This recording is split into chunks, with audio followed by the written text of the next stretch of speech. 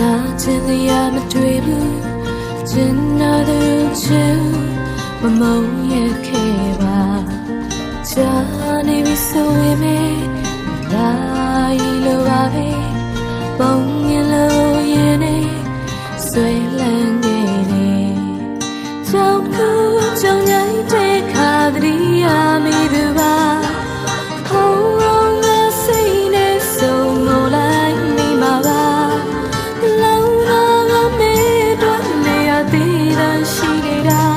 ဟောရင်တော့ငါပုံရင်ဟောင်းလေးတော့